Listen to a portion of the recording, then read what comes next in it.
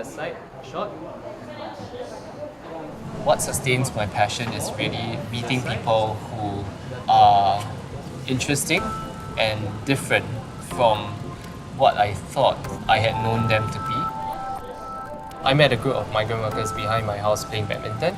I realized that their hair was really long, and this particular guy called Basha, we eventually became really good friends. He was telling me about how he was saving money to send back home over Deepavali. So I was really puzzled because, why do you save money by not cutting your hair? Instead, I'll do anything to save money for my family to have a better life than I have right now.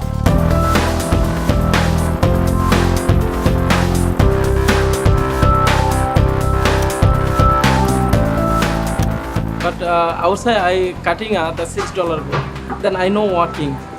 Then how give this money? Here free cutting I coming here.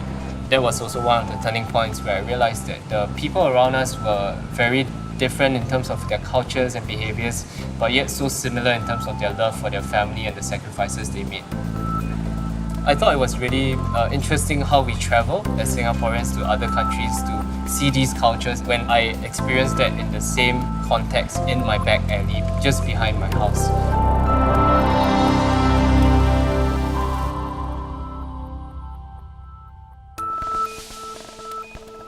So I've lived there all my life in Geylang.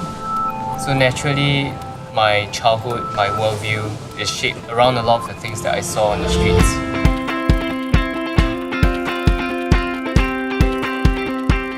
A lot of my childhood exposures allowed me to understand the world a bit differently.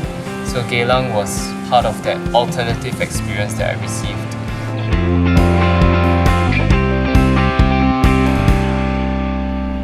So people in the gambling dens, the ladies of the night that lived around my apartment. So these were the different characters that I would encounter on the elevator. A few of them would express like, hey, my kid's around your age, and show me a photo of them. I wonder if he's similar like me as well, because does he play the same computer games? Does he like, the outdoors like I did? Most of the times their families might not know, what kind of jobs they have in Singapore. And when they explained to me, if I did not do this, my son would not be able to go to school. So I didn't really think it was bad, like good or bad. I just learned that, this was who they were and accepted them for that.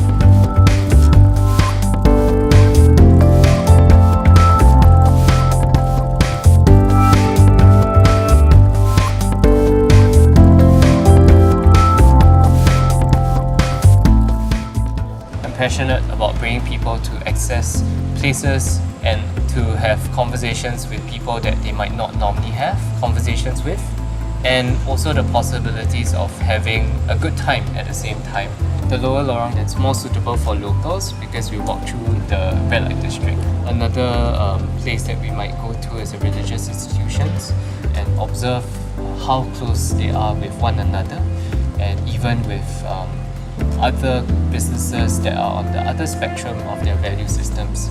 So we also go to visit back alley spaces, normally not what a Singaporean would probably walk through.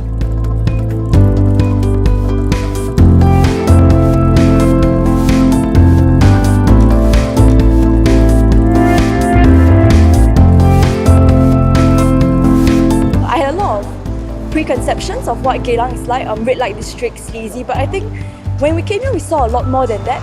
It was quite an eye-opener, I would think, in terms of how Geylang is shaped and organised. I think it's just looking through a different lens to see the human side to them as well, and not to just see them as workers or foreigners, but to also see them as human beings.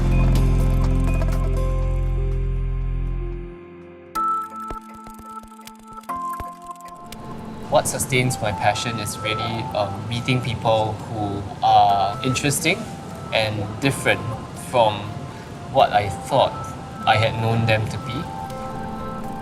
So that was, how I started, and that is what I continuously find myself being surprised at.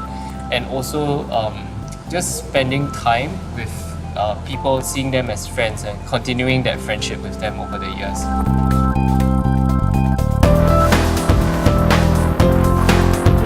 So initiatives that I do like Backalley Barbers don't earn me money, but I find equal value and equal passion in both because of the true value that it brings to the people that I speak about and on behalf of.